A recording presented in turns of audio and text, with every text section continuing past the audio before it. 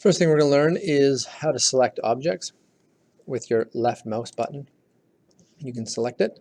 You can see it's got this orange border around it, and this over here is the camera that is selected. Here is the light source that's selected. You just go through all those.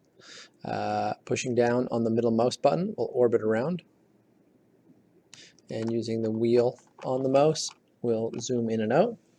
If you don't have a mouse, you can use this widget up in the top corner here. Clicking on it, dragging around, we'll do the orbiting. And this is your zoom in and out. Click that button there, hold it down and zoom in and out. And very useful feature, you can also click on these edges to go into orthographic mode, sort of a flat way of looking at things.